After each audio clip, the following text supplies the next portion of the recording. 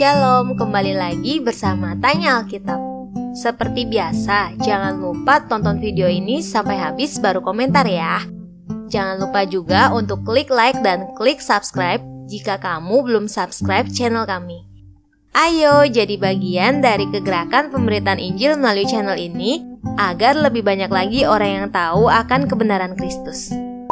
2 Timotius 3 ayat 16.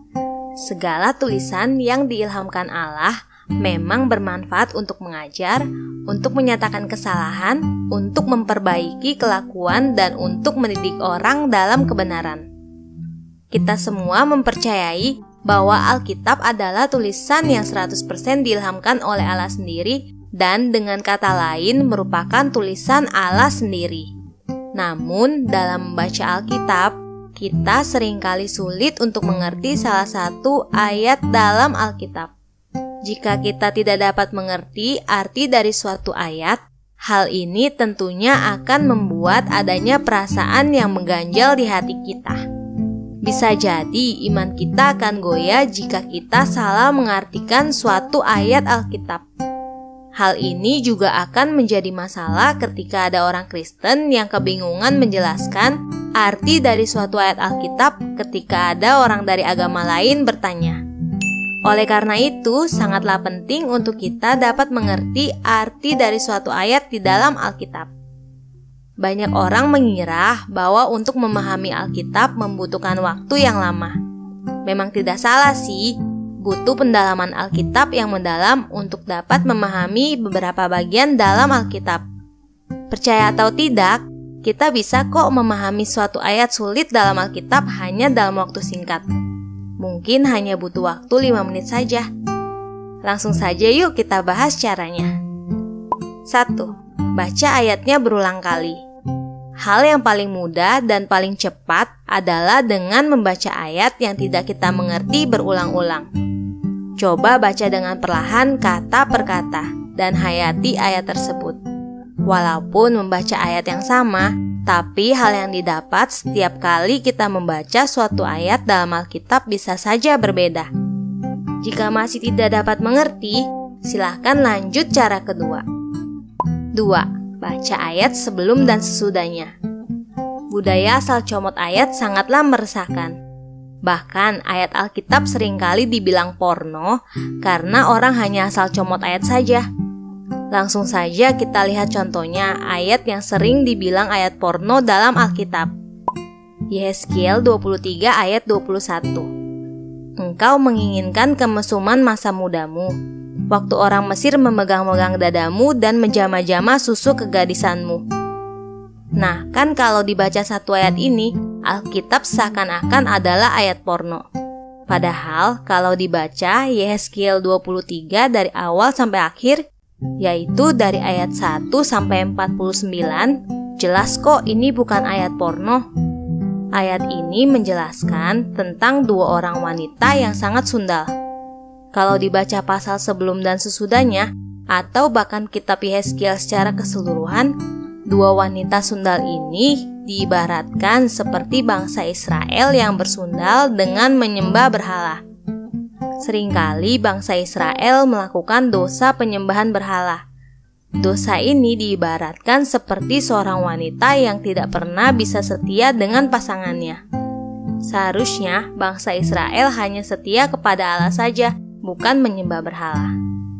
3. Baca terjemahan lain. Alkitab Terjemahan Baru atau TB, yang merupakan terjemahan yang kita baca sekarang, sebenarnya merupakan terjemahan yang sudah cukup baik, walaupun tidak sempurna. Terjemahan ini sudah ada sejak tahun 1974 dan masih dipakai dan dipercaya sampai sekarang. Coba cek video kita yang ini tentang revisi Alkitab deh. Sebenarnya Alkitab yang sempurna adalah Alkitab dari bahasa aslinya. Namun tentu kita sebagai orang awam tidak mengerti bahasa Yunani, apalagi bahasa Ibrani. Beruntung kita sekarang hidup di masa teknologi yang sudah maju. Aplikasi Alkitab yang kita punya biasanya bisa membaca Alkitab dengan berbagai terjemahan.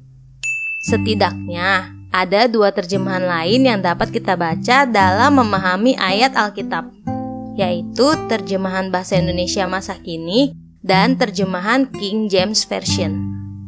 Jika kita download aplikasi Alkitab dari Sabda atau Yuku di Google Play, kita akan langsung mendapatkan Alkitab terjemahan baru seperti ini.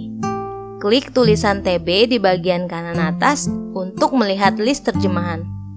Klik versi lainnya untuk mendownload terjemahan lain.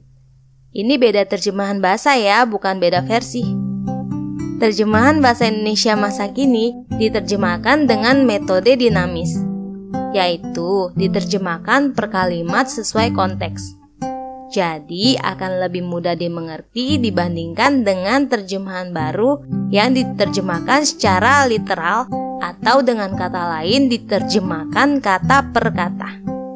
Terjemahan King James Version adalah terjemahan bahasa Inggris yang paling baik karena diterjemahkan secara literal, yaitu kata per kata, dan sumber bahasa aslinya juga paling akurat.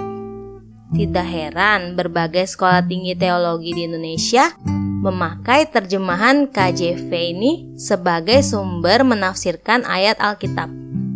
Dengan 3 cara ini, seharusnya kita sudah bisa banyak menafsirkan ayat Alkitab.